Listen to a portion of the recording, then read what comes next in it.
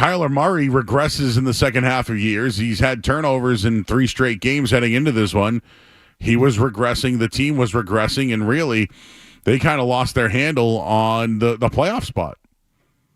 But it was the final game of the 3 where the Patriots had a shot to win.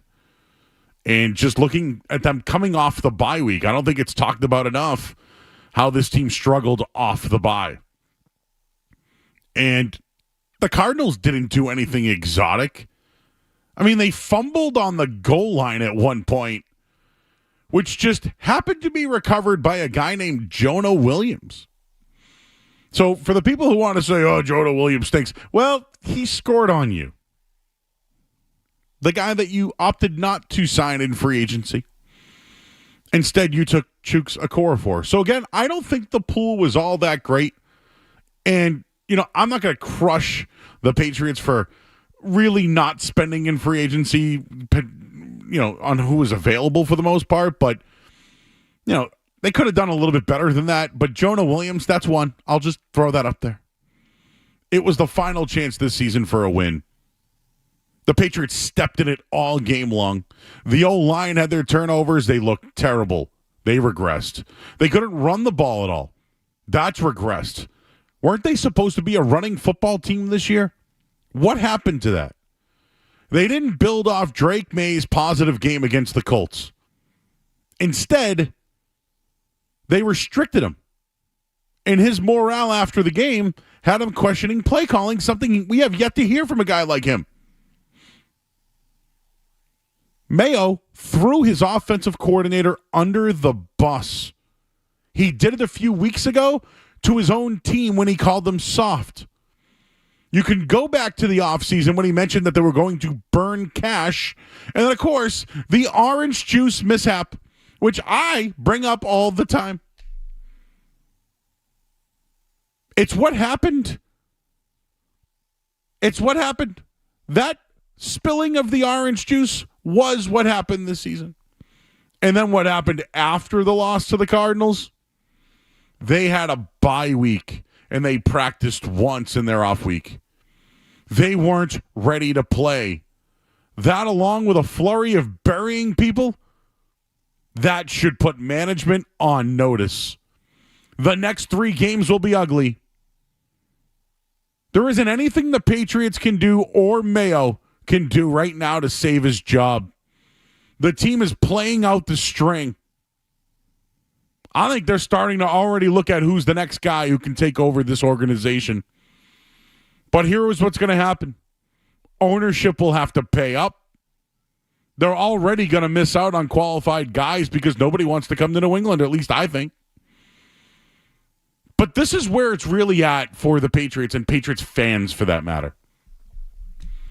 Go get your Drake May jerseys. Go ahead. There's no one else. You want Christian Gonzalez? Fine. What else does this team have? So for the people that are on the personnel side of things, you're right. They have 2 building blocks on offense and defense. That's it. Then you have to look at it and say, last year they tried to interview guys and were turned down for jobs. Guys who they turned down before were here, like a Nick Caley, but the money wasn't right. Now, what do you think people around the league think about the Patriots? Whether it's free agents, whether it's coaches, whether it's agents, whether it's fans. Now the Crafts have to make moves. They have to pay for qualified guys. They have to pay for free agents. They might have to move draft capital to bring players here. But now this is the situation for ownership. The hot name is Mike Vrabel. Well, there's already interest elsewhere in Vrabel, whether it's Chicago, the Jets. Speaking of the Jets, they've already started their head coaching search. I mean, the Raiders have Tom Brady involved with who they hire as their next head coach. The Bears, they have a quarterback. That's a destination. And if you really, really want to get into the weeds on this one, the Saints are a better option to be the next head coach than the New England Patriots. Yes, I said it. The New Orleans Saints are a better destination than the New England Patriots at this moment. And I'm sure people will push back. Well, Joe's their quarterback. Blah. Nope. They at least spend money. People want to play in Louisiana. Drake May is all the Patriots have to turn this thing around. They've now ruined making New England a destination. They may have to settle on people looking for jobs again. But it might still be better than Gerard Mayo as the head coach of the Patriots. And I said this yesterday, but I found some hope when I watched that shot of Robert Kraft and Jonathan Kraft. Watching Jonathan be upset about the play calling with notes. Normally I look at that and I want to vomit. Instead, some sort of Patriot spirit came over me. Could he be the guy to convince Robert Gerard's not the guy? I think these next three games are going to show I think the Patriots the next three games are going to lose by 25 plus. They're going to give up 30 to Buffalo. The Chargers don't score a lot of points, but you know what? They got a good quarterback, good coach, good running game. Oh, and what do good running games do to the New England Patriots defense? They might get lucky in the final week of the year with Mitch Trubisky if Buffalo's already settled things in there for the playoffs. And what was in this for Drake May to play at all? All right, cool. You know who the quarterback is. But you knew that was going to be the guy next year. What positives actually came out of this season in firing Bill Belichick? What positives actually happened for the Patriots? I'll take Belichick out of it. Besides Drake May, that they ran into, that they never had to play, by the way. What positive do they have besides the quarterback? And I'm telling you right now, nothing. Without Drake May, they're definitely the worst team in the NFL.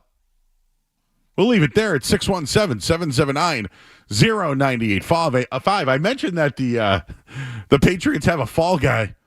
Oh, yeah. They got themselves a fall guy, and they're calling out the wrong person. We'll tell you who that is coming up here on the other side. We got Skaz here as well. We're taking you up until 8:30, just before the Bruins game tonight in Calgary. I'm Joe Murray here on 98.5 The Sports Hub. You're listening to Joe Murray on 98.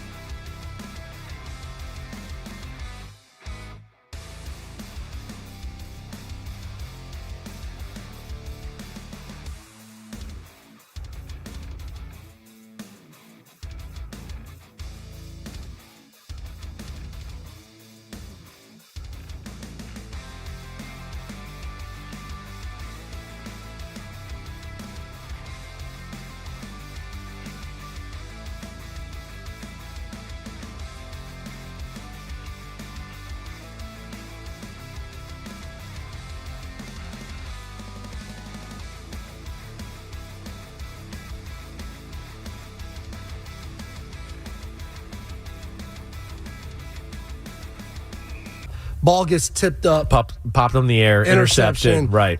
Murphy Bunting got it. Listen, I got to talk to Mayo a little bit last week, and I was like, man, like, you got to just get through this. I said, people are ripping you guys because you're inconsistent. It's like, you're a bad football team. That's the definition of being a bad football team, is being inconsistent, and that's what this team is. But again, it's a reminder over the last few years in New England, this thing's been falling apart. It wasn't going to get fixed with 1 year and drafting one good quarterback. My whole thing with this team is right now, they got to get from after the game, Booty kind of throws Drake May under the bus. Like, hey, I should have caught it, but the ball was behind me. Just say you should have caught the ball. Right. Like, it's these always little, take the self-blame.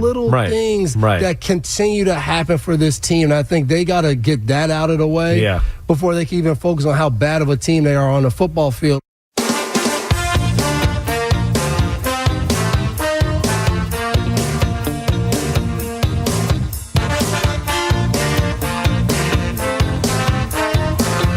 All right, back here, 98.5 The Sports Hub. I'm Joe Murray.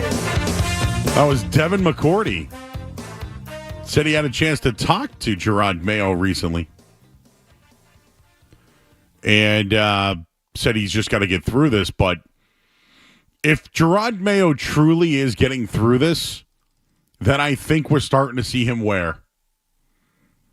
The things he said after the game, no coach in the NFL does that. A lot of people are on him about you said it, I didn't. But no coach in the league does that. Nobody does.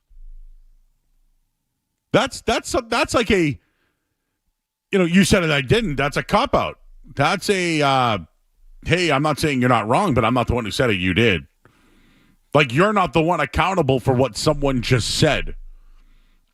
But I think there was a hierarchy of blame towards Alex Van Pelt, and I think that's why he's the fall guy right now. I mentioned the Jonathan Kraft still shot of him saying play calling is terrible. Gerard Mayo then right out of the press conference says, you said it, I didn't. And then Drake May says, yeah, I was a great sneaker in college. 6'5", got legs, I just thought that was really bad. And then not to mention Kayshon Boutte, who has said multiple things this year. By the way, I don't think Boutte's wrong. But where is the leadership on this team? I was just talking to Skaz about this off the air, but who truly was a leader on the Patriots this year? It was David Andrews. Guy's a leader. People listen to him. Big guy, plays tough, plays hurt. But he's not around right now. Where else did you think they had leaders? They're like, maybe Bentley's a leader of the defense, but he's been hurt all year. Jabril Peppers got his captaincy taken from him. No. Kyle Duggar. No. I thought Dietrich Wise was a leader. Jonathan Jones, after every game, is back there trying to talk kids up, but he's not a big enough name, and this is what I mean. The Patriots don't have star power. For everyone that hated the Cam Newton signing years ago after Tom Brady left, he came to New England because Bill Belichick thought it might attract people. He could be a leader, and people in the locker room could look up to him. So whether he was playing to the old Cam Newton level or not, that's at least something he brought to the Patriots. When Hunter Henry, right, I look at him, that guy's a leader, but he's a nice player, but is he truly this vocal guy in the locker room? I think he is amongst the media. It's not about who and what. It's about them not having guys in place to lead. They have none. And I think Drake May wants to be that guy, but they put training wheels on him. Tom Brady was a leader in his second season, no doubt about it. Even before Drew Bledsoe got hurt and he played. People talked about how much he brought up in leadership and in the huddle and how he's the hardest working guy and won the parking spot and all that. And it's hard for me to compare anybody else to Tom Brady, but there needs to be more leadership on this team. And this is why I go back to ownership hiring Gerard Mayo in the first place. How do you hire a guy with no experience in little, like, any type of leadership on the team? You had Andrews. You thought you had some other guys like a Dietrich Wise. They don't. But why is Alex Van Pelt the fall guy? If I'm being honest, and maybe Skaz, I'll get your opinion on this. of all the coordinators, hasn't Van Pelt done the best job? And I'm not, listen, when you're the top of the crap heap, it must mean something, right?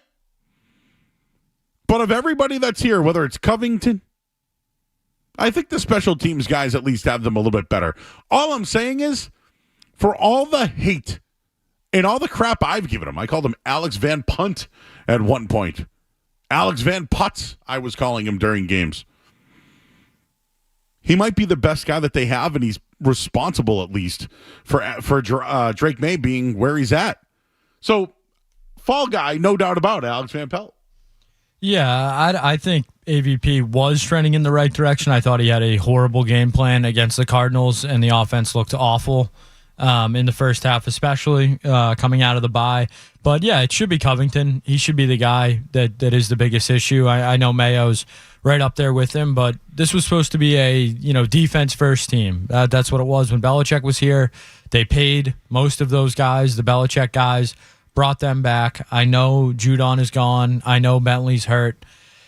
It's not the same exact defense, but there's no reason. And I heard Bedard talking about it a little bit earlier today. Just their discipline is awful. You heard McCourty in that clip talk about just the inconsistencies on both sides of the ball, which are just, the main factors of a bad football team is being inconsistent, being penalized. So, yeah, for me, if I had to pick one of the three, Covington would be first, Mayo would be second, and AVP would be third. I did think he was awful this past weekend, but out of the three, he's at least shown signs of, being a professional, of being capable of his job. I think he's the only one that could be an assistant somewhere.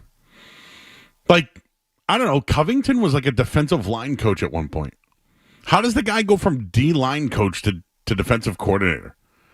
Like, I don't see that often.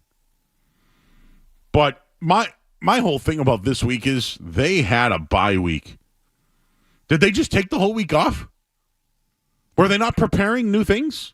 Were they not installing new offenses? Or, I don't know, working on stunts or finding ways to get blitzes or pass rush or whatever? Were they working on the run?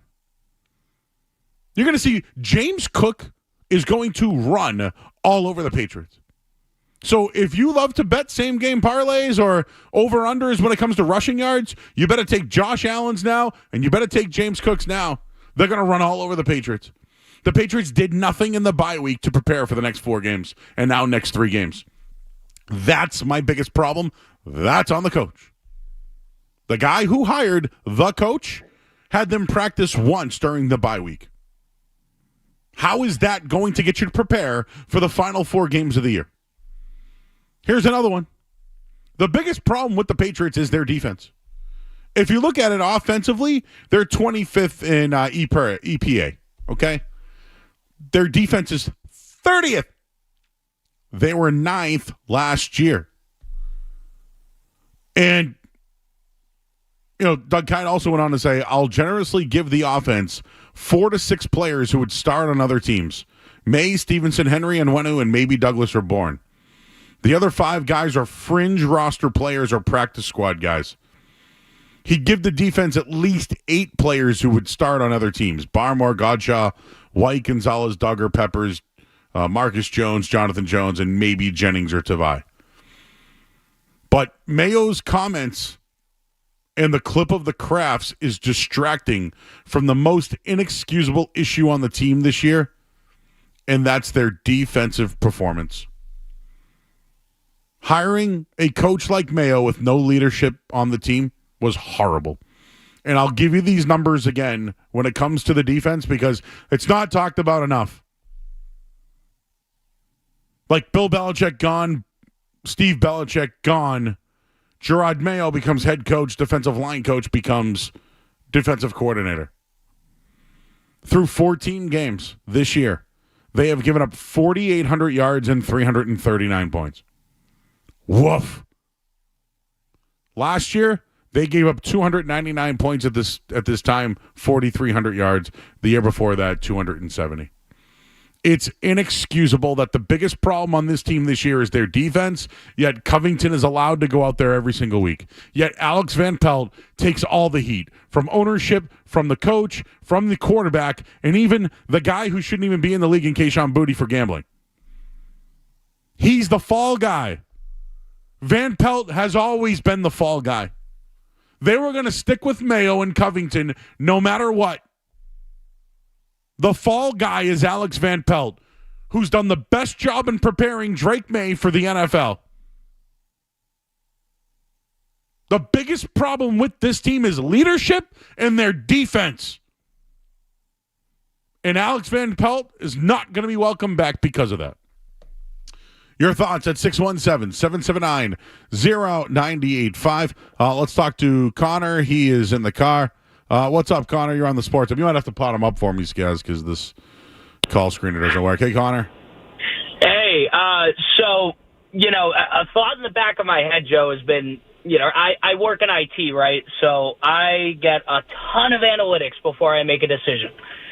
In a league where analytics are the end-all, be-all, how did we end up with Gerard Mayo as the top coach? And I can't imagine that Jonathan Kraft is okay with that. It just seems like, I just can't wrap my head around the coaching decisions and the coaching hirings, knowing that they get a ton of analytics. It's just insane. I just don't understand how we're here. I agree with you, man. I think that they Connor, there's a couple of reasons why I don't think anybody wanted the job because the Crafts were in charge. Absolutely. Absolutely. And if you fire Mayo, is it better or worse to find someone else? Yeah, we don't have anything leadership-wise at the moment in the locker room, right? And we don't have anything leadership-wise on the coaching staff. So at this point, you can't blow up what's already blowing itself up. Thanks, Connor. Blowing itself up. I appreciate that. Yeah, the call screener's not working, guys. I don't know why. I had to move my seat because Mike Felger again shuts down the computer. So when it shuts down, you have to go underneath this thing and turn it back on, and I'm not going down there. Let's talk to Ethan if we can, Skaz. He is in Newton. Hello, Ethan. Hey, what's up, Joe? Two things, if I may. So you ever have, when you were in school, you ever have that substitute teacher that used to come in frequently and you were like, oh, I can get away with whatever I want and I don't have to do any work? Yeah, when the cat's away, the mice will play. Yeah, I know. That's what the Crafts did with this coaching hiring. They were like, oh, Bill Belichick is a hardo. No one has fun, so now we're going to bring in this fun head coach. Guess what the fun brought you? A 3-11 record. And for my second point, did we not have Christian Gonzalez and Judon last year, and we still were a top 8 defense? So the thing that should be emphasized the most is the defensive side of the ball. We all thought going into this year that the defense was going to be solidified, we were going to be fun, and we were going to be fine. And we just needed to work on some things on offense. And now we have to rebuild everything? It's so contradicting, and now we're just backtracking, even though we've been in this divot for 5 years trying to rebuild Brady leaving and now Bill Belichick leaving, and now we're even in a bigger divot. I'll listen to what you have thanks, to say. Ethan. Listen, I if you really want my opinion on it, my opinion is that they did all this to move on from Bill Belichick. They wanted Bill Belichick gone. They had a plan in place to remove him for Gerard Mayo without a hiring search. And so they said, okay, for a year, let's build this. We'll get all these guys from the league. We'll let Mayo have a little bit of input. He'll be more of a CEO. And we'll elevate Covington because, he's been there for a while and knows the defense. What does Gerard Mayo do? We use it's a chunky a lot on the show. You may have seen the show. I think you should leave. What does Gerard Mayo do? It's a chunky. Uh-oh, you got a chunky. For real. What does he do besides make bad decisions, call people out, and backtrack the next day? It kind of reminds me of like that guy that gets, the kid in college, Skaz, that got really drunk and did something really stupid. And then the next, said something after it. And then the next day he just walks it all back. It kind of reminds me of that. We're at 14, 15 weeks of that stuff now. That's all it is. Let's take one more call if we can. John's in the car. Hey, John. Hey, what's happening, guys? I was just wondering, because I think Travis Hunter is going to be the biggest bust in the NFL draft this year. But I was wondering what you guys think if we were to trade that pick, get like a defensive player that's like really good. Cough, cough, maybe Micah Parsons would be sick. But why not Travis Hunter? I don't. He's got too many distractions, man. He's in the social media and all that. He's got his girl and whatnot. I don't care about that. Do you? Back on all that. That would stop you from signing him? From drafting him? No, absolutely not. Absolutely not. You know that he's projected to be a defensive back, not a wide receiver, right? Yeah, that's what I'm saying. But your take is defense. Well, why would you take Travis Hunter? Well, no, I get why. Because he's a quarterback and he's going to be a first-round pick and he can play offense too. So you draft Travis Hunter knowing that you play him on both sides of the ball? Yes. Really? Oh, that's interesting. That's new, I guess. That's good. Nobody's done it before at the college level like him. It's new, you know what I mean? But, like Champ Bailey did it before. Deion Sanders did it when he played. Yeah. A bunch of other guys have done it.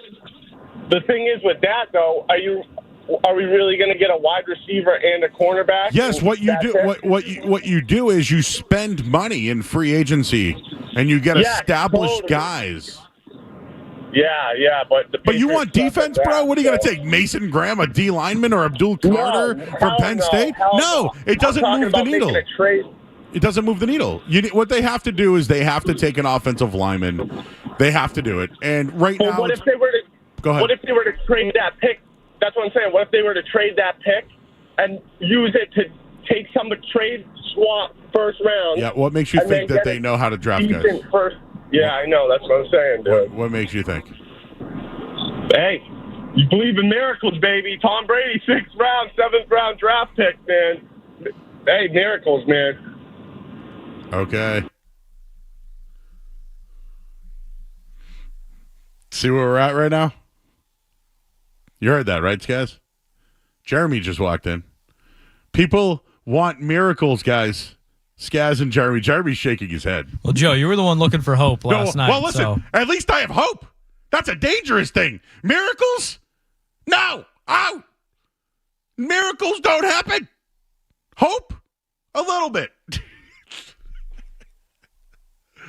Joe, it's the holidays. Come on. Come on, miracles can happen. Okay. By the way, the guy calls in and says, I think they should look defense, and I think Travis Hunter is going to be a bust. But yet, Travis Hunter was arguably the best defensive back in college football this year? But no, you don't want him. You don't want him. Yeah, he just won the Heisman Trophy and did something that nobody else has ever done at the college game. And the college game's at the highest point it's ever been in his life. Even though some people think it's regional. Big college news, Joe. By the way, there is some really big college news. Well, let's do it let's do it headlines. Why not? You know why? Because I think there's an effect when someone leaves the NFL and goes to college football. I'll tell you who that is right now in Sports Hub Headlines. Sports Hub Headlines. Well, we got Bruins in action tonight. They continue their road trip. They'll be in Calgary tonight. Pregame is at 8:30. Puck drops right around 9 p.m. We have some NFL scheduling news. The Patriots and Chargers game. Well, that one's been moved now, flexed to Saturday the 28th at 1 p.m. right in the middle of your day. There's going to be a triple header capped off with Rams and Cardinals probably.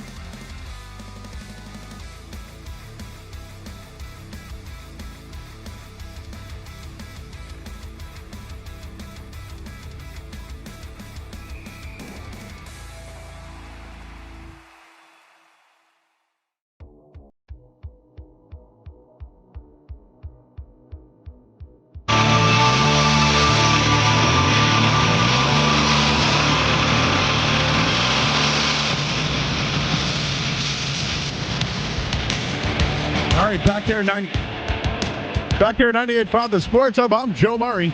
I couldn't hear myself. Uh-oh. My computer has been taken over by IT.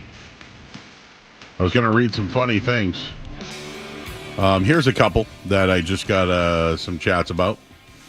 Hey, Marcus Jones, he does both offense and defense. And, well, Bill Belichick used him in all three phases, and he made a Pro Bowl and had a touchdown in all three phases, too. So I think maybe the guys who can do multiple things are good. What do you think? No? Oh, no, Skaz. I gotta know there. What else do we have? Do we here? need more gadget players, Joe? Well, no. And look, I like Travis Hunter a lot. I think he will be very good at the NFL level, but I think he's a cornerback. I think he's a cornerback that can occasionally play offense. I think he could be an elite cornerback, but if I'm the Patriots, that's not who I want right now. It's not who they need. If I was the Patriots, their best case scenario, and again, if you want to start talking draft, I'm going to allow it, Skess. You know why? What the hell else do we have, Joe? Yeah. Hope. Miracles. Miracles and hope. The team sucks. They need to get better. They hardly ever pay for it, so where else are you going to find it? They ran into it this year. They ran into it. The best case scenario for the Patriots is the number 2 spot. Because whoever's at 1, let's use a hypothetical. Let's say the Giants get the number 1 pick. They're linked to Shedeur Sanders like you can't believe. He'd go to New York. He's already throwing. He's already throwing Malik Neighbors passes on the street. I saw that the other night at the Heisman night. Well, he wants to go to the Raiders, I think. Whatever. If it's Raiders, then if they're at 3, the Patriots now have the control of trading down. If somebody wants one of these quarterbacks, the Patriots have that ability to gain an asset and move down, like they did in the second round this year, which ultimately didn't work out as they took Jalen Polk and Javon Baker. But if you have the opportunity to do it again, I don't think there's a lineman this year that should be drafted in the top 5. That's my opinion. I'm not a scout. I watch a lot of college football, and in my opinion, I don't think any of these guys are top 5. But I think you need to draft a tackle. And look at all the tackles in the league. They make huge money. Huge money. And I know, tackle talk at 6:47 on the week before Christmas. I get it. This is why the Patriots suck. This is what we have to do. We have to talk about this now because ownership is doing nothing about it. So you have to fall to top 5, which I didn't want that this year. I wanted the team to be competitive. I did bet them under 5.5. I bet them to be the worst team in the league. And all that could happen in the next 3 weeks. It could. So as far as I'm looking at it, I was right. Not what I want for the Patriots, but they need talent. There's plenty of wide receivers in the draft. If I wanted to go wide receiver, you got to go pay for it in the free agency. Whether it's T. Higgins or whoever else is available, Chris Godwin, you name it. One of those guys, the Patriots have to go and get. I'd look linemen in the draft. Tackles are making big money around the league. To get a quarterback and a top tackle under control for the next 4 years, that would be huge for the Patriots. Because that's the best time for them to take advantage of that, right? The rookie contract. So if we're going to talk draft, I'm going to tell you that the best scenario is 2 or 3. They have to draft a lineman. They need to take one, move down 1, and if somebody else wants to move up, keep acquiring assets. Do I think that this group can draft the right guys? I don't know. But the more chances you get, the better. This is the new New England Patriots, everybody. The new New England Patriots need to fall into good talent because who knows if they can do it themselves. I don't think they can. I think they can pay guys. The guys they paid this year, though, sucked. Let's talk to Dan. He's in Rhode Island. You might have to pot him up. Hey, Dan. Hey. Hey. Sorry, put you on speaker. Mayo's been sticking his foot in his mouth the whole time. You said it, I didn't. I think what he actually tried to say there was, you said it, I didn't. And then he looked down and he got all disgruntled at himself. Should have said it at the time. He should have said, put him in for the run. Yeah. I don't think he was throwing Van Pelt under the bus. I think he was literally. That's what he said too. Is he didn't think he'd throw him under the bus, but I don't know. But I literally looking at his eyes. I've watched him do it like 10 times. Watched the press conference 10 times. You could see it in his eyes. You've looked into Gerard Mayo's eyes. I've looked into his eyes many times. I also majored in psychology. Anyway, sure, I'll accept it. So it just struck me the last time I saw him, the way he looked down after he said it was just like almost disgusted with himself. Like, you said it, I didn't. Like, at the time, I should have overruled, and so yeah, I don't know. It's just a thought. Just a thought. All right, man. I appreciate psychology. We need an in-house guy, so thank you.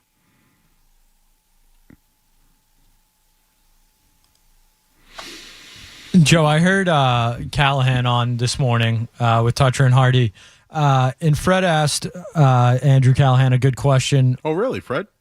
Yes, Fred. I thought it was a really good question. I like Fred's questions. But I forget exactly where he saw it or read it, but he said that he saw something that there was a narrative or a way of thinking that the Patriots are making it a point to not run Drake May on short yardage to protect him because of the concussion earlier in the year.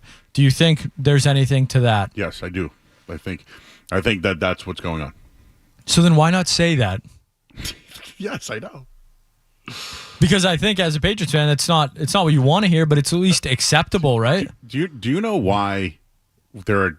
I know you do the podcast, but why there are really strong green teamers in this town is because Danny Ainge was transparent about their process. Like Danny Ainge would, like, the Celtics would have a bad game and he'd be like, "Hey guys, the roster's just not that good, man." He's like, "We're going to build it around these two guys, and we're going to build it through free agency and trades." And everybody was on board, right? There was it was transparent. All right, they're going to build around Tatum and Brown, and they're going to get free agents here and there, and they couldn't even court free agents. Remember, for years. There was some transparency there. There's none here. This is all, I'll just say this. Everybody will eat it up. Just do this. Just do that. Speaking of taking accountability, a former Patriot today took accountability for a play that I think Bill Belichick got a lot of crap for. I want to play you that. I feel like we should go back because there's so much accountability going on with the Patriots. An old Patriot took some accountability and took it off Bill. Well, I'll play that for you coming up next here on 98.5 The Sports Hub. Don't go anywhere. There's more Joe Murray.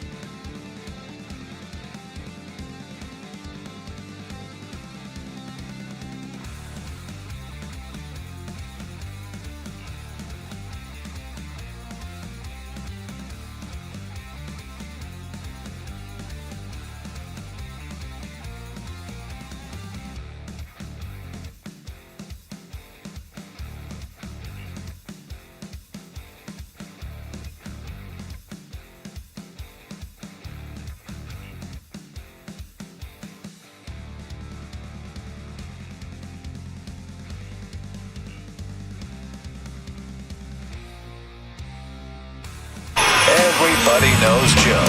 Just keeps getting better. Joe Murray on 98.5 The Sports Hub. Zoltan Mesko stands at his 23 to punt from right to left. Mesko, the left-footed punter. Most Patriots looking for I think it's a short snap to the left side, turning it wide, trying to get the first down, but stopped at the 37-yard line. It was a fake punt. Yeah, I just wanted to bring you back to 2010. Gil on the call. You said Zoltan Mesko? Oh, God.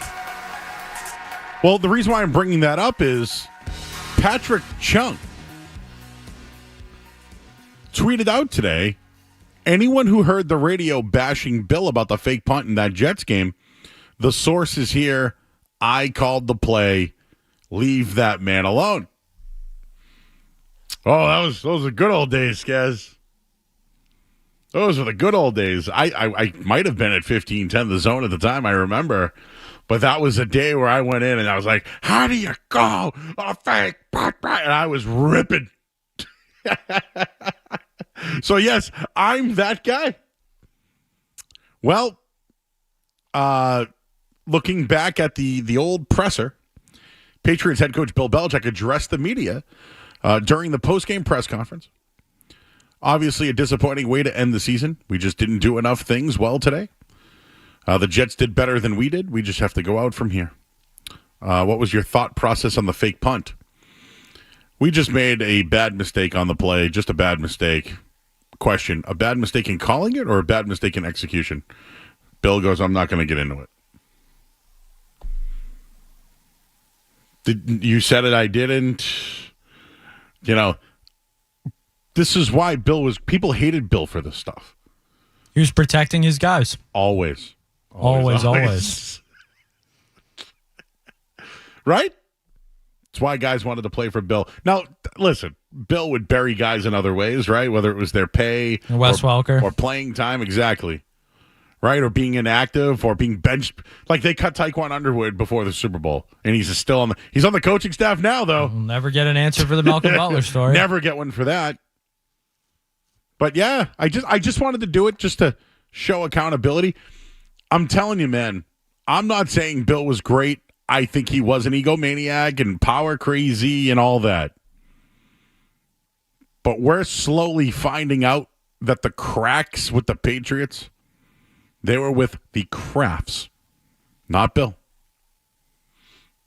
And like I said yesterday, to finish off a take that I don't know how this one's going to end. You know? And I thought about doing it this year, Skaz. Maybe tomorrow we can do it because we're doing our Christmas show tomorrow night. Merry Murray, Chris Skaz. Well, I'm working on that one. But we're having a Christmas party tomorrow night. Well, I mean, it's just us, but still, we're having a Christmas party with all of you tomorrow night. Maybe one segment tomorrow night we can do swing and miss takes for 2024. So we have 24 hours to think about that, okay? Swing and miss takes from the year. Right now, I got to swing and miss. I got to swing. It's probably going to miss, but my hope is that Jonathan Kraft is the person to lead the Patriots in the movement of Gerard Mayo. Can he get in the old man's ear and say, God, we can't do this? And can they spend money on someone who is qualified? And whether they do spend that money, does anybody want to even come to New England? Man, this could be a big year for Drake May, man. This is going to be a huge year for him in this organization. They needed him bad. Without him, they'd have nothing. Literally nothing. Before it was Belichick. Speaking of Bill Belichick, he was on with Jim Gray last night. I want to get into some Bill Belichick stuff. We'll do all that coming up after the headlines. I'm Joe Murray here on 98.5 The Sports Hub. WBZ-FM and HD Boston. Patriots! From the opening kickoff to the final play. Touchdown! Your home of the pass. 98.5 The Sports Hub. Beasley Media Group Station. Sports Hub headlines. All right, we got Bruins tonight here on the Sports Hub. We got pregame 8:30. Puck drops at 9 o'clock. Jeremy Swayman expected to be in net tonight. Some changes in the NFL. December 28th, Patriots and Chargers. That game has been moved to Saturday at 1 p.m. There will be a triple header that day. Rams-Cardinals will play in the nightcap probably for the division. The NBA Cup final tonight, Thunder and Bucks. And some baseball news. Cody Bellinger has been traded from the Cubs to the Yankees. Bellinger's 29, former MVP, 2 years remaining on his contract. And some big news in college football. Alabama quarterback Dylan Lonergan has committed to Boston College. He was recruited from Bill O'Brien while he was at Alabama. He was a top 100 recruit back in 2023. Headlines, they are brought to you by Dave & Buster's. Host your party, order your catering, and come in on Christmas Day at 5 p.m. when the kids get a second wind and you're ready for a drink. Braintree, Natick, Woburn, Providence, and Manchester, New Hampshire. I'm Joe Murray. Your next update is in 30 minutes. Boston plays here. Coming through the slot. Close shot. Save. Rebound. Score. 98.5, the Sports Hub.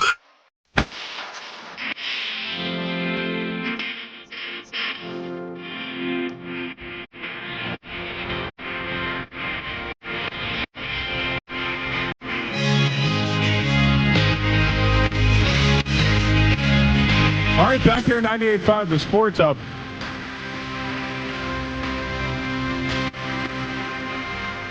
Feel free to call in if you'd like, 617-779-0985. We'll let you hear from Bill Belichick coming up in a little bit. He was on with Jim Gray last night. Let's go. I had him on my top-tier fluffer of the year. The year, maybe, your all-timer. But we can get back to the phones here. I see a bunch of people waiting on hold. Let's start with Matt. Matt's in the car. Hey, Matt. Hey, what's up, Joe? Yo. Considering there's not a great top 5 talent tackle, what's your take on taking McMillan from Arizona, stud wide receiver, 6'5", right? He's got everything you want. Shows good faith in revamping the offense, getting some weapons for Drake May. And then just take the best lineman available with picks 2 through 4 and try and refill that way. Well, you did it last year. You've been doing that. You got Caden Wallace last year.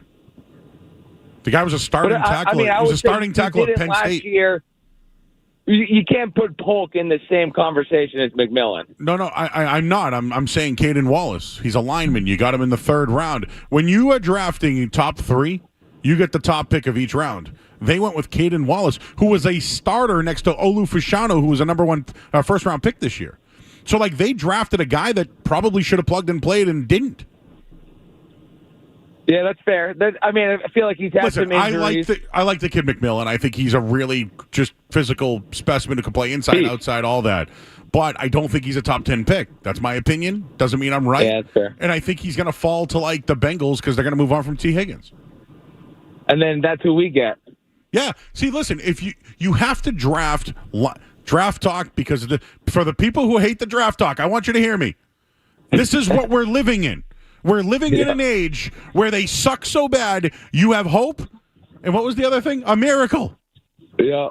And you want this kid, McMillan, who's played at Arizona, who, I don't really know if he translates to the next level. I look at Polk. My whole thing with Polk was he was the 3rd option on Washington. And the other kid, McMillan, that was on Washington's doing better than Polk right now. He's got 5 touchdowns this year. Well, Polk's a small frame. At least with McMillan, he's a big guy. He can go up in the red zone. And what round did he go in? No, I'm saying this year. Oh, this Arizona year. guy. The other Yeah, McMillan. Yeah. Sorry about that, man. I appreciate you. Draft talk, everybody. Draft talk. You hate it. For those who hate it, get used to it. If you can't do it everywhere else, do it here because this is what we're living in. We're living in an era where the Patriots can only get better by drafting people and spending money in free agency. It's not going to be the owners. It's not going to be the coach. I don't know if it's even the quarterback in Drake May. It's easy to say that, but I don't know. Ben Johnson likes Drake May, loved North Carolina. There might be a connection there. Why would Ben Johnson want to come to the Patriots? Why? He's going to get paid wherever he goes. Why? Is he going to get control? Can he pick his guys? Who's going to be the defensive coordinator? What involvement does ownership have? Like, that's a serious question. How are they going to attract anyone? My man Justin's in Lynn. We got to pot him up. Justin, how you doing, buddy? Justin? Hey, Joe. How you doing? I just wanted to say that I think left tackle and receivers the biggest need on this team right now. Like we talked about yesterday, they need a number one receiver, and they don't have one right now. They need to revamp this whole thing. They got to revamp it all, Justin. And I appreciate you having me on. Everybody can find Justin does a sports show. Everybody, it's called the Sports Wrap Up. It's on Lynn TV. All his old episodes are up there, and I will be on his next episode as I joined him yesterday. It was fun, Justin. Thank you, buddy. Thank you, Joe. Appreciate you, man. Happy holidays to you. Happy holidays. You got it. My call screener doesn't work, so sorry, Skess. Putting you to work back there tonight. If they're going to get a receiver, it has to be in the free agency. Everybody, just I won't. We're going to have to come up with draft commandments. You should have just seen the look from Skaz. The hand to the face, like, oh. This is what happens when you suck, Joe. This is so there's going to be people who won't accept it. There's going to be people who tell you that it's a second-rate sport. There's going to be people who don't care about college football at all. The college football playoff will be watched. The bowl games will be bet on. We're going to know who the top quarterbacks are soon. Everyone's going to be talking about Ashton Genty and where he could end up. And what about Travis Hunter? The Patriots need linemen, everybody. Don't get it twisted. Don't think about this. Don't think about Travis. The only thing about Travis Hunter that interests me is he'd be on the other side of Christian Gonzalez. I think you can improve your defense with Hunter. Gonzalez, Hunter? Hunter can cover the tallest guy, and Gonzalez can cover the speediest. Shouldn't that help their defense? That sucks and is 30th in the NFL this year? The problem is they need offensive line help. Like, do I think the defense will be better next year? It has to be. But I do think Jawan Bentley can help. I think he's a nice little player who can help out. But, like, is Keon White going to take the next step, or do they need to go out and pay for a defensive end? Like, is Davin Godchaux even going to be here? The defense needs to be fixed, but you have to protect your quarterback. And you have to get more talent on offense. So, to me, like, I think you have to go lineman first round. First pick. It has to be a tackle. It has to be. 617-779-0985. Kenny. Well, I can't do it. Kenny! How you doing? Joe, how you doing? Good, man. Hear me out for 1 second. I'm a North Shore guy, same age. I never really liked college football. Since DraftKings came along, been putting like $10, $20. Love the sport now. It's more exciting than the NFL. I'm down on the NFL. To hear Mike Felger and Maz talk crap about college football just reminded me of like them talking about the Patriots for the past 25 years playing tomato cans. That's what they say for 25 years. And my next point, do you think that the Crafts would bite the bullet and take Vrabel? I just disagree with you. I think the Patriots still are a good destination. Why? The owners, if they don't look well now, but the owners aren't bad owners, and the fans in a great place to play sports is in Boston. You know that. I disagree with you 1,000%. I respect you, but I disagree. I respect you. Thank you. No, thank you. We respect each other. So let's have a nice back and forth on this one. If you're okay, let's say you let's use the name of Ben Johnson. Okay? Yes. He's the number one hottest coordinator available for a job. Why would he go to the Patriots? And this is another thing. I don't want to give Ben Johnson the keys to the kingdom either, though. But do you see what I mean? You're not getting Ben Johnson unless you give him the keys to the kingdom. No, I agree, but I want Vrabel. They have a relationship. It makes sense. Okay. Kenny. You got to have... Okay, you'll get a question for Ken. Okay. Can I just ask why you want Mike Vrabel? I love the guy. I see him. He just is a player's coach. He knows football. He doesn't take BS. How about Let's wins? just get him in here. Do you know his record at all? I don't. Okay. Gerard Mayo's record of the last 14 games is 3-11. Do you know what Mike Vrabel's is? No. One win more. Oh, wow. But didn't he have problems with the GM? Oh, yeah, that's a great guy you want here, huh? I mean, think about that. If you bring Mike Vrabel in, he had issues with GMs. Okay, let's bring him here. And what? He's not going to have an issue with the GM they bring in? Give him what he wants. Why does he deserve that? He didn't have. You hung up on him. No, but why does Mike Vrabel deserve that? For real? Don't give Ben Johnson the keys to the car, but let's give Mike Vrabel the keys to the whole house. We're gonna have to like. No, people. I get it. Mike Vrabel was an awesome Patriot. You loved watching him on Sundays. He had A.J. Brown, Derek. I'm putting Ryan Tannehill on that list too. Derrick Henry, who's a Hall of Famer. Derrick Henry's a Hall of Famer, and A.J. Brown's on his way. Ryan Tannehill was a good quarterback. He made the Pro Bowl. He beat the Patriots in a playoff game. Mike Vrabel duped Bill Belichick in a call. He had all that talent, guys, and what happened? Look, I like Mike everyone's Vrabel. gone and he got fired. I think Mike Vrabel is a good short-term solution for some teams. I think he will come in. He will have a good infrastructure. He can turn things around quickly.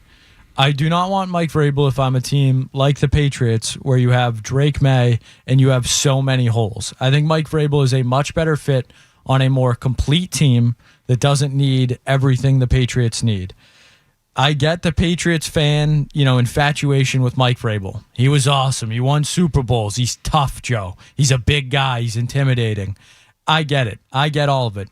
But the longer he was in Tennessee, the worse the Titans got. And yes, some of that has to do with the GM and his relationship with the GM. The Patriots are sensitive. Their GM, whoever, Elliott Wolf, Belichick in the past, whoever the head coach is going to have to deal with a GM, the GM, whoever it is. And owner. And ownership. Think about it. Mayo's fed crap and has to deal with it because that's the job. Yes. You think Vrabel's going to deal with that? Now you're seeing where I'm going, Joe. I see it. I'm following. Well, I think we are on the same page when it comes to Mike Vrabel. I think he is a good NFL head coach in certain situations. He is not who I would want long-term for the future of the Patriots. Agree. We say this every single night. Every night, people call in about Vrabel, and we say it every night. So Breer has it that Vrabel is the top candidate for the Bears.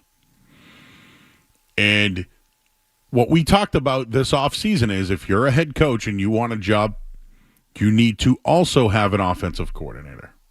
If I'm the Patriots, the model I'm looking after is not a head coach Mike Vrabel and a Josh McDaniels offensive coordinator. I'm looking at a team like the Vikings or a team like that where the head coach is, Kevin O'Connell or a Sean McVay, and he had the guy that's in Atlanta now as his DC, or the guy in San Francisco. He had Wade Phillips years ago, and he exactly. I want a Kevin O'Connell head coach and a Brian Flores type defensive coordinator. You need a guy who runs the offense.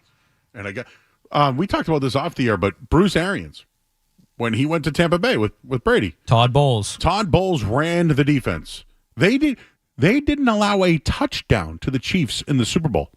The Chiefs. A touchdown with Todd Bowles. Todd Bowles, great coach, probably not the right fit for the Patriots. Yeah. Great coach. And if I was the Bucks, I would say, hey, Liam Cohen. Now, Liam Cohen. There's a guy you can elevate. There's a guy. Now here's a guy. I'm going to tell you this right now. I said it last night. I think the Patriots are going to strike out on head coaches. I think they know it. I think that's why they want Mayo to work out. If they fire Gerard Mayo, it's going to be even harder for them to find the next coach. Boo-hoo. I still think they can find their guy. I've given you my answers. It's Dan Lanning of Oregon. Why would Dan Lanning leave Oregon for the Patriots? It is crazy. Yes, Joe thinks that. I am crazy. But Dan Lanning would build a program. I think they're going to strike out on everyone. And they're going to have to get someone with experience who's won before and is an authority. And since that, I think they'll miss out on everybody. I think John Gruden's absolutely in play. And I'm giving you these names because I feel like the Patriots aren't going to be linked to Ben Johnson, Aaron Glenn, or any of these big names. You want Arthur Smith? Is that who you want? He was fine with the Falcons, but is that the guy you want? What about Matt Nagy and the former Bears coach who's with the Chiefs right now? They're all going to say no. Not John Gruden. 617-779-0985. We'll hit a quick break here. I see you guys on the phone lines, and I did want to play that Jim Gray, Bill Belichick as well. We'll do that next here on the Sports Hub. You're listening to Joe Murray on 98.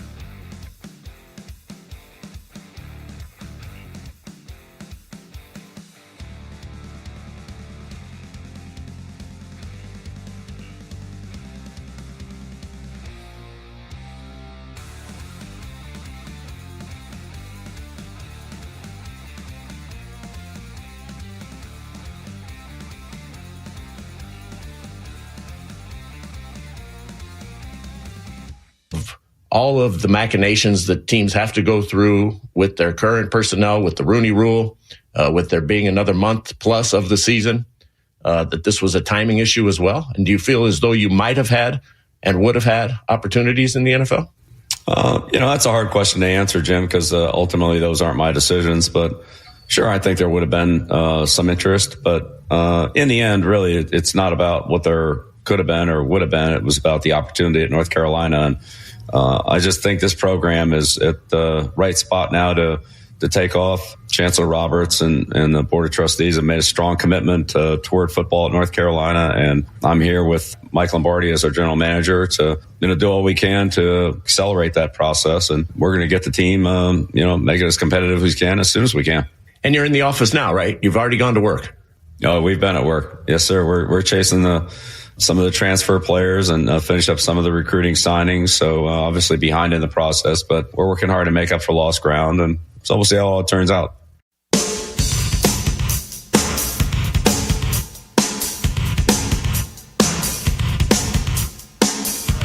All right, back here at 98.5, the Sports Hub. I see you guys lined up on the phone lines. Our friends over at YouTube, too. I forgot to shout out my guys. We got Rust in there. Jay Buck is in there. Russ Fox. Tommy G is in there. Brother Bluto. Who else we got in there tonight? Skaz, I see him writing in there to the people. We have some new friends in there right now. We got about 100 people watching, so thank you for joining us on YouTube tonight as well. That was Bill Belichick talking to Jim Gray, and, well, you heard it. They've already worked. They're already working.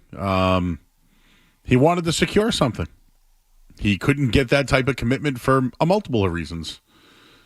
But, this is in defense of Bill Belichick. Because it's really easy to say, oh, he's a egomaniac and, he's just taking shots at the NFL. It's easy to do that, but I don't know. We all work real jobs, right? Sometimes, when you're out of work or you need a change, you take the first thing that's offered because you need the change that bad.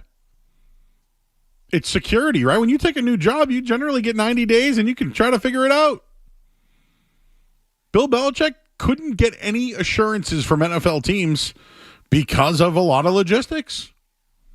He's not wrong about that. If he's blaming that reason, I get it. That's his own narrative.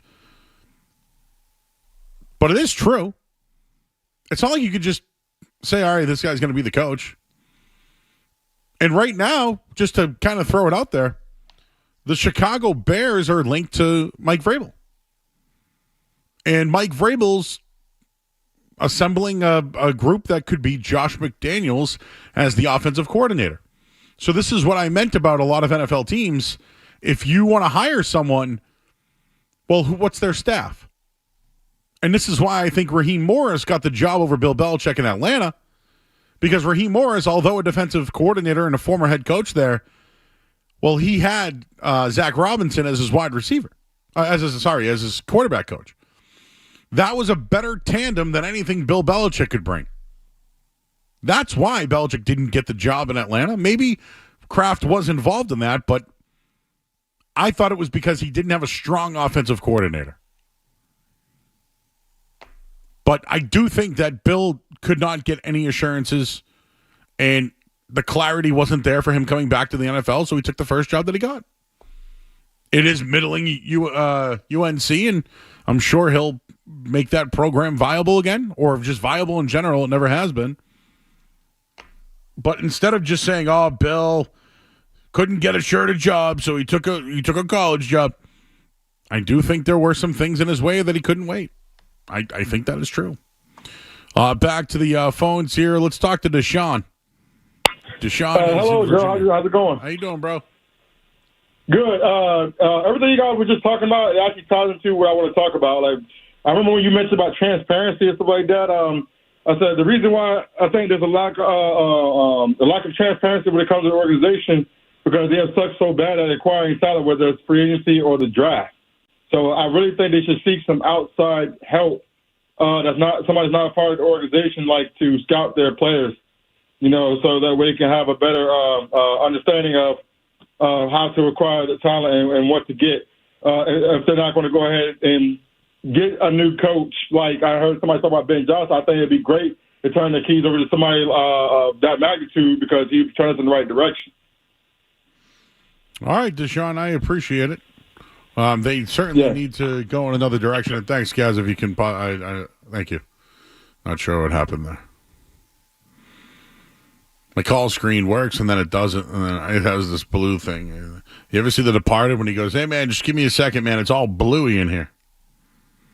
That went all bluey on me. I'm sorry, Deshaun. They need an offensive coach. And then bring in someone to just literally run the defense. Run the defense. Because the head coach of the offense is Alex Van Pelt, and he is the fall guy this year, even though this is the best offense they've had in 3 years. Let's talk to Steve and Peabody. Let's pot up Steve. Steve! What's up, buddy boy? How you doing?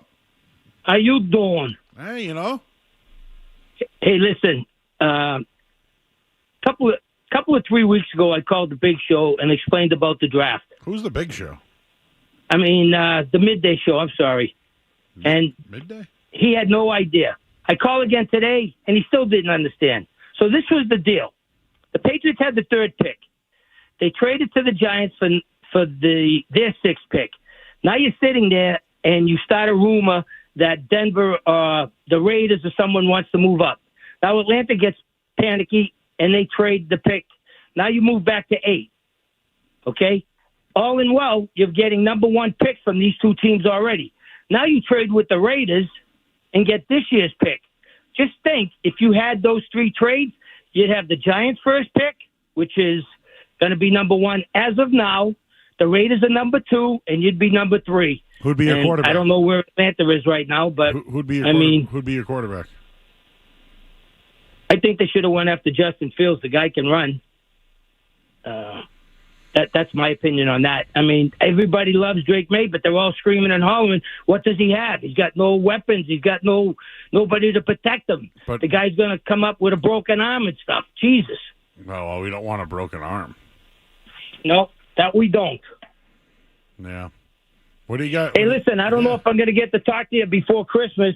Merry Christmas to you and the wife. Merry Christmas, my man. How you doing? And Happy New Year. God bless, and we'll keep in touch. You got it, my man, Steve. Take care, buddy.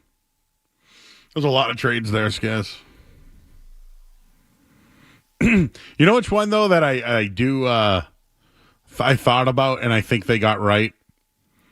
The Giants really wanted Drake May. Like, the Giants wanted Drake May. They were willing to move up to 3 and give a first-round pick next year. That would be the number 1 pick this year, right, Skaz? If they happen to do that? Picked a good year to not do that deal, huh? Well, who knows what they look like. True. If the trade goes through in the first place. So maybe it's not the 1st or 2nd pick. Oh, you mean, because the Giants would have had Drake May? Yeah. Oh.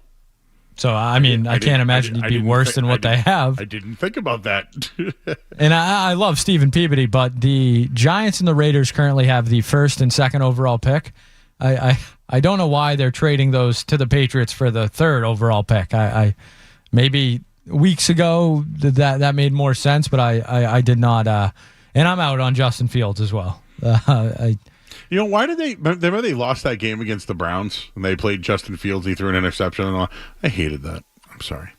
Let's see who's been on hold. Rick is in Saugus. Hey, Rick. Hi, how are you? How are you? Good. You stole my thunder with taking Travis Hunter because he might be a shutdown corner. And he can ball hawk when the ball's in the air, so he can really turn the ball over that way, too, because he has good hands. Yeah, I think if they drafted him, he'd be a starting corner right away. But I think in situations he would play some offense. Yeah, and there's other teams in the league, like the Jets. I know they're not that good, but they traded for two offensive linemen, and they got in free agency their tackle. Yeah, and they drafted Olu Fashanu in the 1st round, too. Yeah, and they're and they put together an offensive line. I mean, it could be done. I would take my second pick. I would take a tackle. There's not that one that stands out this year. I appreciate you, Rick. The Patriots tried to do that this year. They went quarterback, wide receiver, tackle. All of them should have made an impact. Drake May has. Polk has not. Caden Wallace has not. So every time someone calls in and says, well, they should take this guy and then get a lineman later, I hope you understand that you're not prioritizing one of the team's biggest needs. It has to be a lineman in the first round. It's boring. It's not sexy. But it's absolutely what the team has to do.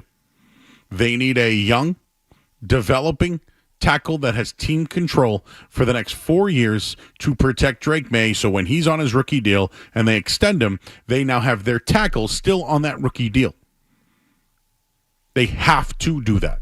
They have to. I know Travis Hunter will be appealing. I know he would help the defense right away.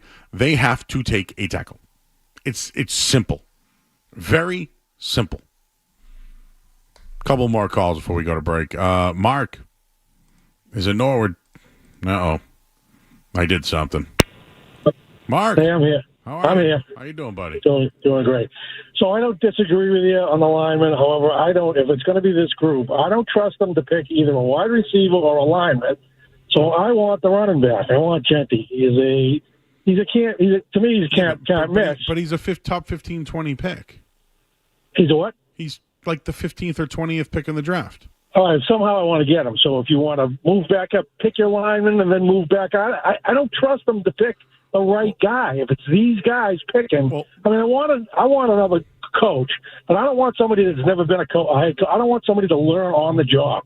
Pick somebody that's been a head coach somewhere, so the learning curve is a lot less. So you can come in, develop the organization the way you want it, and then you don't have to worry about the head coach learning how to be a head coach while he's trying to coach the team. Okay, thank you. If that makes sense. Okay, it makes sense to me. Okay. I allowed draft calls. I did not dismiss your feelings on the draft. Yes, the night show does allow these type of callers. I have someone saying, I love this show. These callers never make it to Felger. Joe allows the nonsense. I've allowed it now for 90 minutes. I've allowed it now. But the lineman, I'm just going to, I should put this up. We got so we're out on Vrabel. Speaking of in or out, we'll do that shortly. We're out on Vrabel, and I'm out on anything but a lineman in the draft. We're really coming up with some commandments tonight of the draft. All right, let's get to the headlines here. I'm Joe Murray, and why don't we switch things up a little bit? We'll continue to take your calls, but there's some big game tonight. I heard they might raise a banner if they win. We'll tell you what it is coming up next here on the Sports Hub. Sports Hub headlines. All right. We got hockey tonight. Everybody's excited for hockey. Hockey. Bruins in Calgary. Should be a doozy. The Patriots game against the Chargers has been moved to December 28th at 1 o'clock.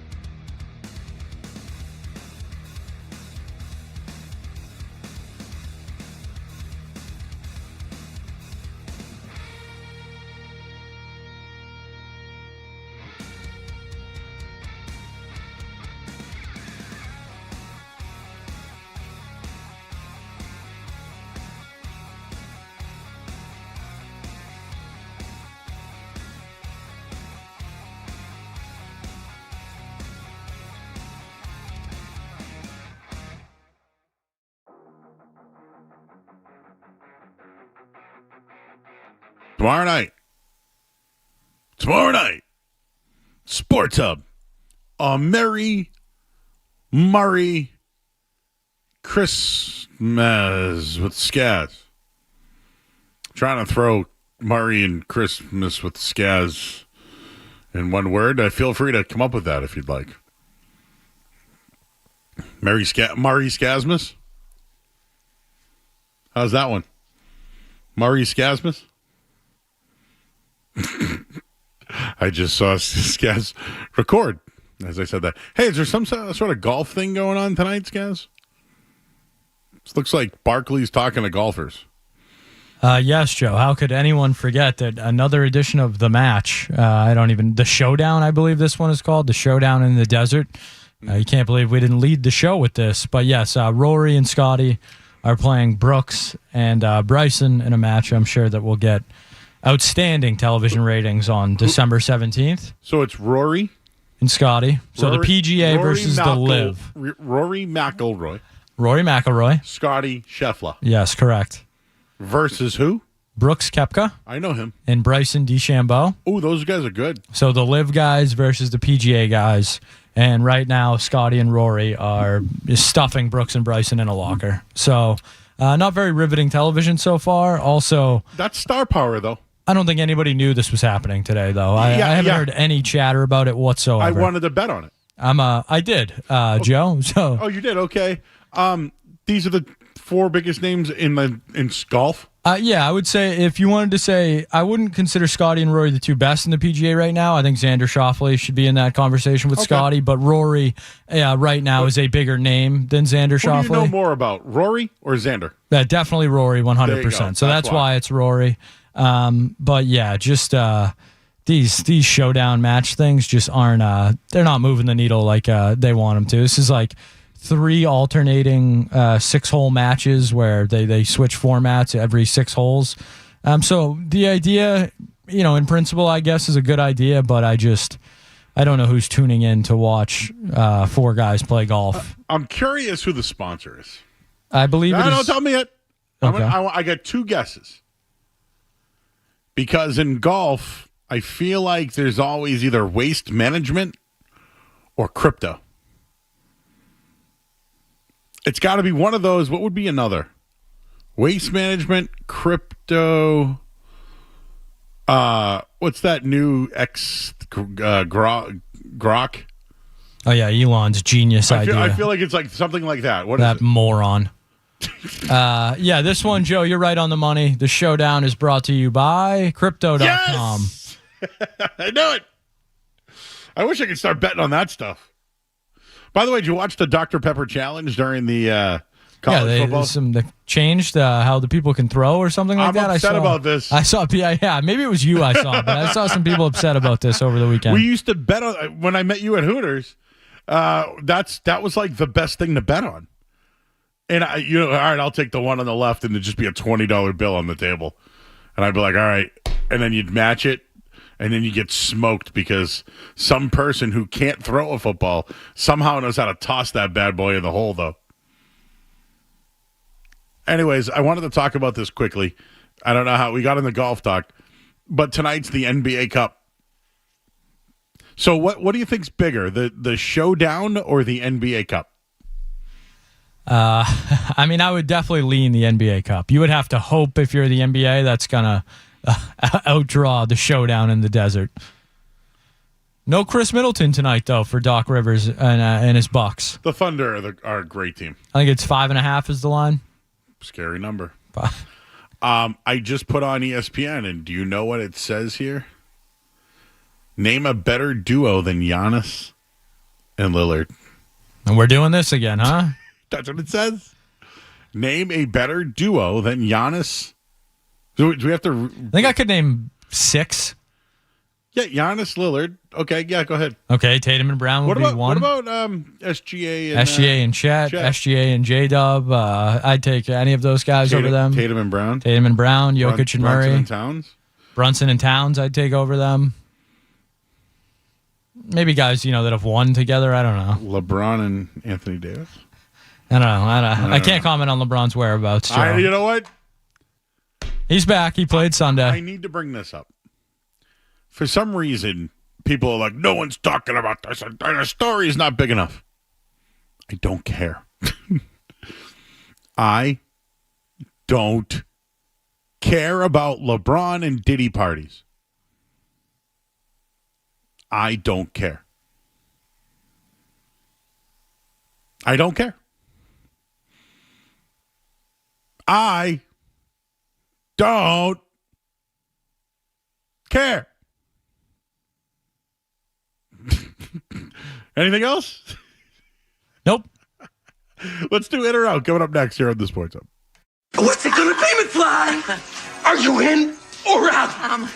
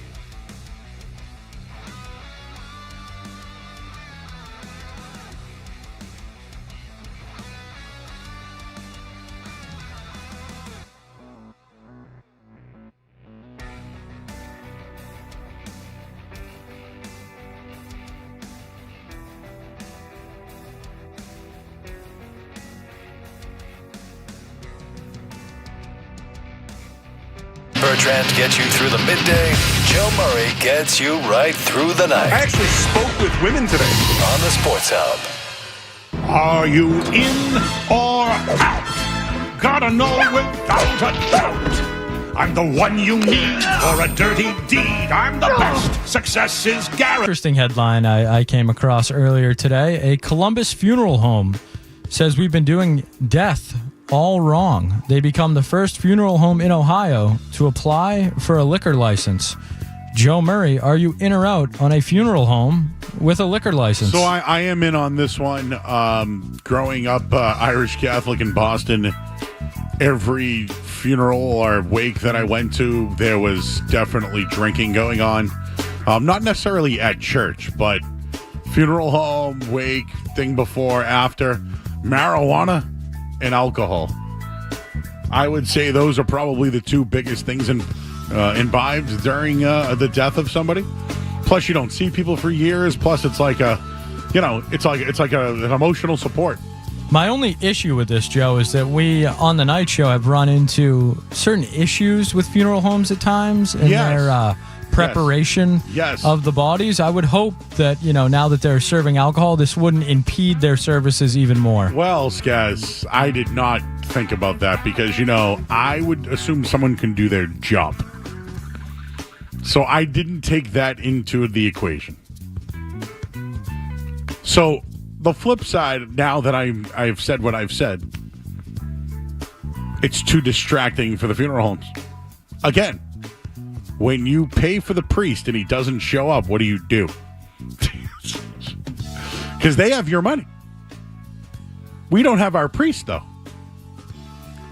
Maybe the alcohol. It was a joke. It was a joke. I can say those things.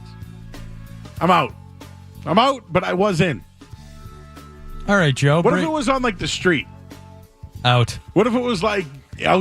Like, how we talk about street meat, like a road sodas outside after the funeral. That's too much liability there, Joe. I'm out on that one. All right, Joe. It was announced a couple weeks ago, I believe, that Taco Bell would be getting chicken nuggets. I believe you were in on that. But now, Joe, we are aware of the Taco Bell Nuggets dipping sauces. Joe Murray, the dipping sauces will include Hidden Valley Fire Ranch Sauce, Bell Sauce, and jalapeno honey mustard. Ooh. Joe Murray, are we in or out? Ooh, that's in. Ooh, I got a tingle. Jalapeno what? Honey mustard. Ooh, yeah. What's the second one? I'm sorry. It had one name. What was the... Bell sauce. So I'm guessing that's like their house sauce at Taco Bell? Bell. Yeah, a little Bell sauce. Taco Bell. Okay. Yeah. Huh. I'm in. I'm curious. I am now curious. In. Oh my God, can I dip other things in these things? What if I get like a chalupa? Can I dump that? Can I dunk that? What about my nachos? What if I get the Doritos Loco? Can I dunk that too? In on the sauces. This is good. This is revolutionary. All right, Joe, I know you're not the biggest reality TV guy, but you'll dabble every once in a while. It was announced, the first trailer, came out for the Joe Schmo Show reboot. January 21st on TBS, just like the original hit show from 2003. The show is a parody reality competition prank show where everyone on the show is an actor, except for one person not in on the prank. Joe Murray, are you in or out on a Joe Schmo Show reboot?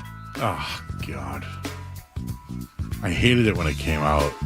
I remember one time they got, there was a John Jones fight and they had like somebody react to it, but it was an act. I remember something about it. Out! I don't want this show. Out! Out! Yeah, out as well.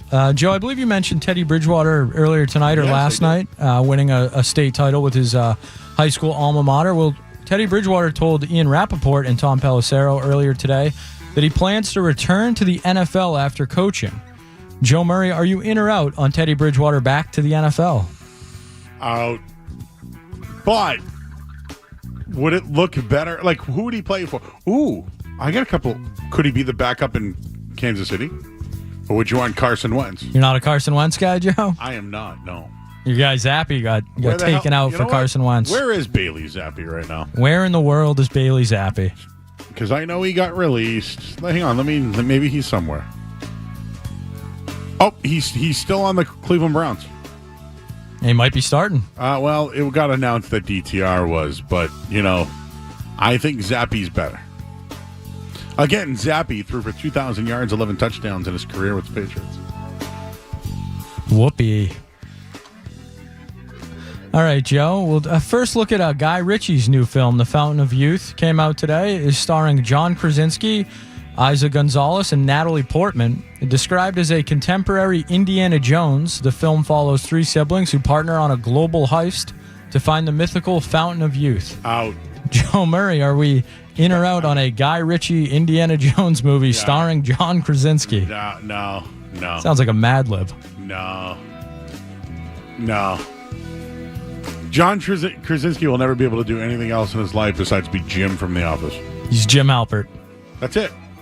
They might as well just start a show called Jim. He's now becoming real D-list. And he was never... I would never consider him D-list. Oh, is D-list insulting? I can't remember. Anyways. If you're on any list, you're doing all right. Oh, okay. So if you're on That's my opinion anyways. Okay. Where are we? Where's the night show on the list? Not on a list, Joe, I don't think. I don't think we've made the list. Damn. Anything else? All right, Joe, we'll end with this one tonight. Some college football news. Not the quarterback transferring to Boston College, but Norfolk State earlier tonight announced that Michael Vick will be their next head coach. Joe Murray, are you in or out on head coach Michael Vick? And I have to say this.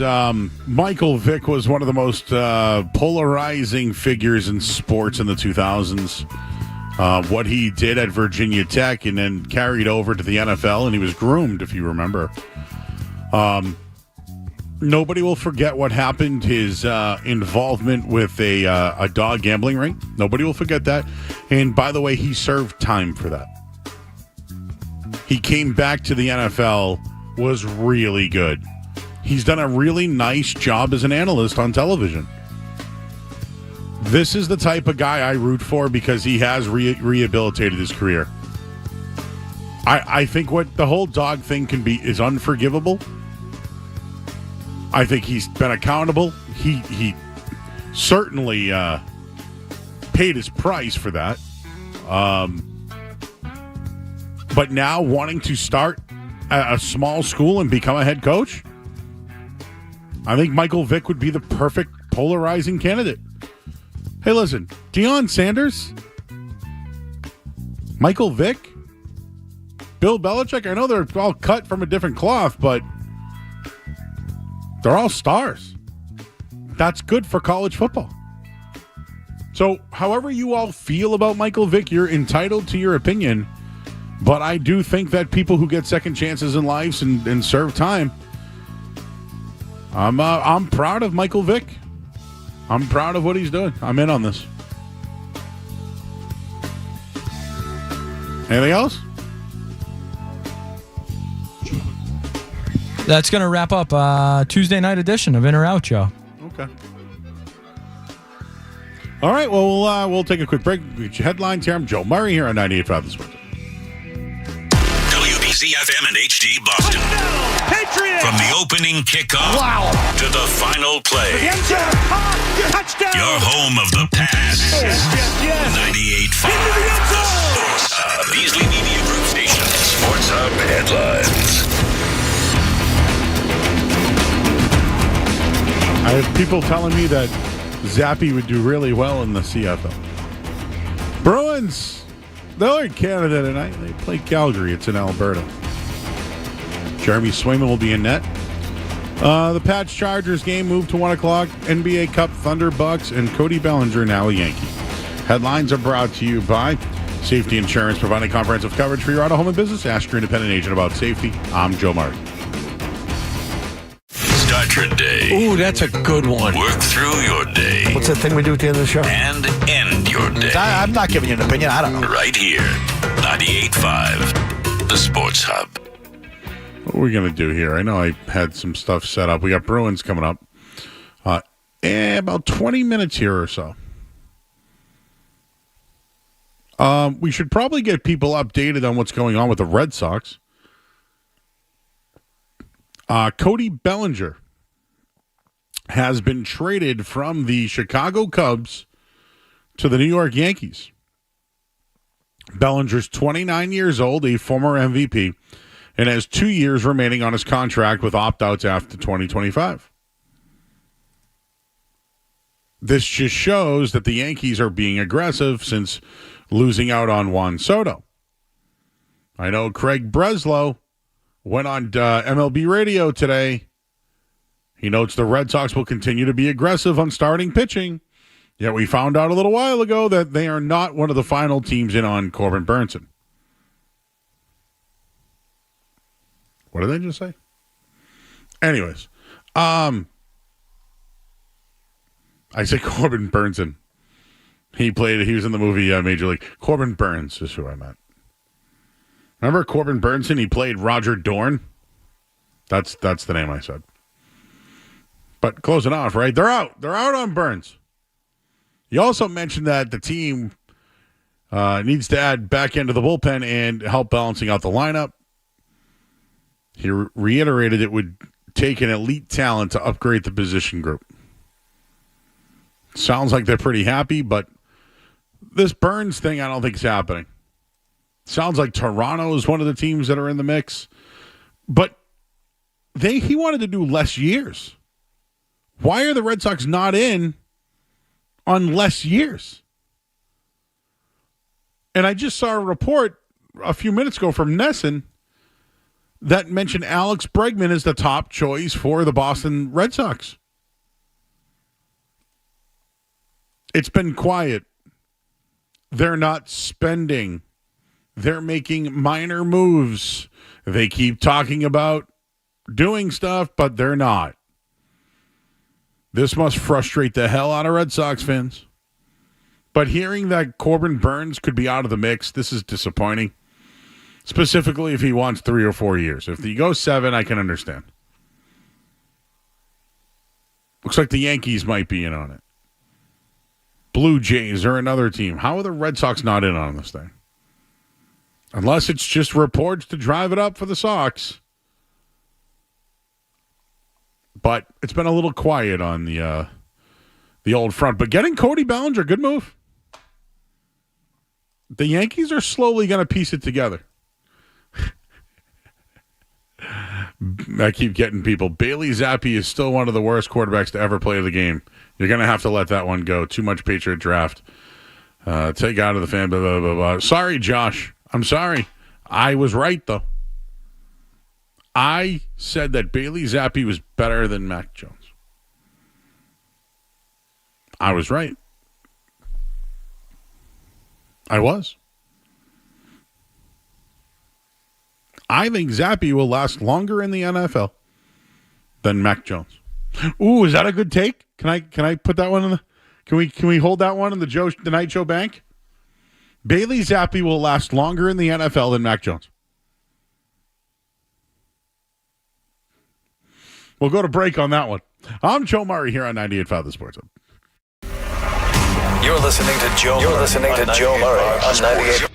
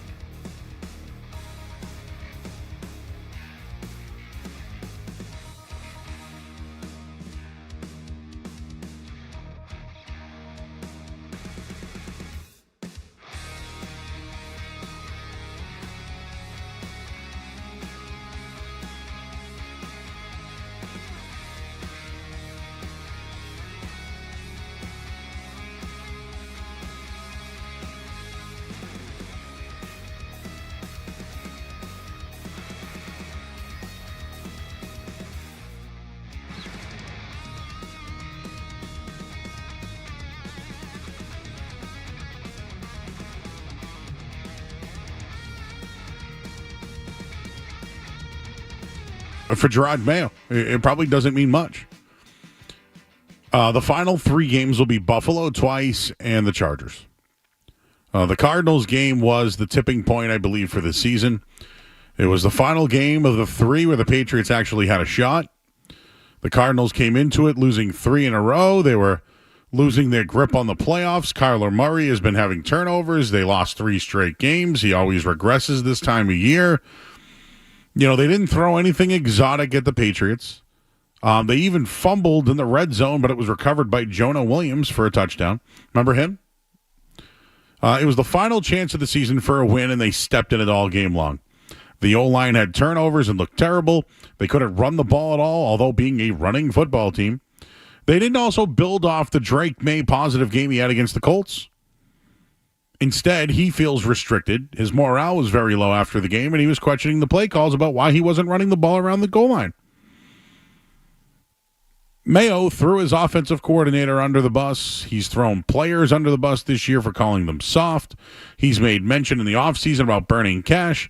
I always mention the orange juice mishap. It's exactly what happened this year, but it was even worse what happened after the loss this year versus the Cardinals. They had a bye week, and they practiced once on the bye. They weren't ready to play. That, along with a flurry of burying people, should put management on notice. The next 3 games are going to be ugly. There isn't anything the Patriots can do or Mayo can do to save his job. They're just playing out the string right now, and they better start looking for the next guy. But here are the issues that ownership has. Ownership is going to have to pay. They're going to miss out on the qualified guys because of what's happened here the last couple of years. So if you want Ben Johnson, you got to pay for him and give him control. They probably won't do that. Mike Vrabel, one of the hottest names right now, is already being courted by Chicago and the Jets. And he's got interest elsewhere.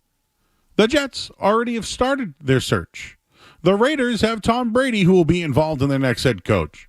The Bears have their quarterback of the future, just need a coach. And I'm going to say it, the Saints are a better destination without a quarterback than the Patriots are with a quarterback. Drake May is all the Patriots have to turn this thing around. They've ruined making New England and the Patriots a destination. They may have to settle on people looking to get jobs again instead of the qualified candidates. It's all probably still better than Gerard Mayo, and I hope they make the choice. The biggest issue this year for the Patriots has been their defense. Yeah, they're 25th in the league offensively in EPA, but defensively they're 30th. And when you look at the actual talent on the team, there's not much. There's 12 to 15 players that would probably start on other teams. Everybody else is practice squad or backup. And just this week, looking at the hierarchy of Jonathan Kraft saying things about the offense, Mayo's comments, Drake May's comments, Kayshon Boutte's comments on not being aggressive. It's all a distraction from the biggest issue with the team this year. It's inexcusable how bad their defense is this year. Their defensive performance has been atrocious this year. Yet every week, it's Alex Van Pelt. Alex Van Pelt will be the fall guy for the New England Patriots this year. It will happen. He'll be the fall guy. Yet we hear nothing about DeMarcus Covington. The strong suit for Gerard Mayo was defense. Covington's been left hung out to dry, yet Van Pelt gets all the crap. I mean, if you look at the Patriots' offenses through 14 games over the last 3 years, under Matt Patricia, they had 300 points through 14 games and 4,400 yards. Last year with Bill O'Brien, 186 with 3,900 yards. This year offensively, they have 238 points and 4,000 yards. But the defense, woof. The Patriots' defense through 14 games this year have given up 339 points and 4,800 yards. Last year through 14 games, they gave up 299 and 4,300 yards. So they've given up 500 more yards through the air and 40 more points.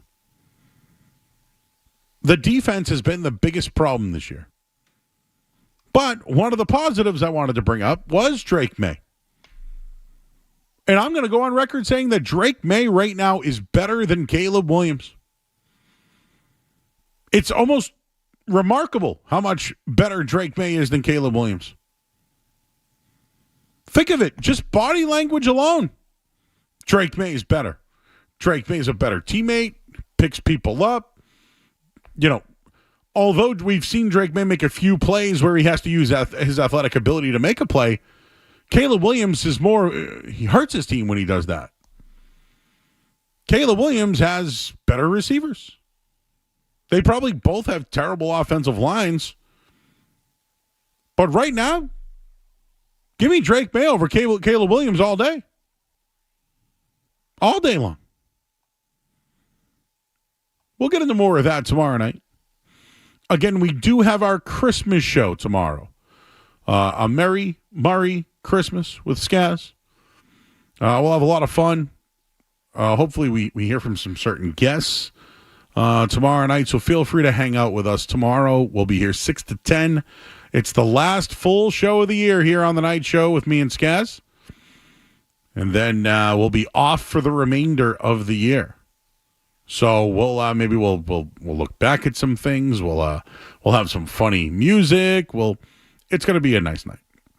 So feel free to join us tomorrow night. Finally, before we get going here, the Bruins are back in action tonight. They've been on this they're on a 5-game road trip right now. But they're taking on Calgary tonight. Nice little non-conference matchup. Bees are 16-13 on the year. Flames 15-11. Just looking at the two of them. Last 10 games, Flames are 3-5-2, but the Bees 6-4. And I wanted to bring up some of these numbers. But since Joe Sacco has taken over, David Pastrnak 13 points. Brad Marchand, 8 points. Pavel Zacha, 8 points. Morgan Geekie, 6 points. Brazeau, 5. You're seeing an improvement from some of the players. Korpisalo's been really good, right? Goals against, you name it. Jeremy Swayman gets the start tonight. And just looking back at the game the other night, I just wanted to look this up in their 5-1 win over Vancouver. I do like how they are going to Swayman tonight, first of all. I'm interested to see how he does play tonight. And, yeah, I just wanted to look up so Swayman had 19 saves in the last start on 20 shots. He is now 5-2-0 with just about a 2.0 goals against since the change for Jim Montgomery. It's worked.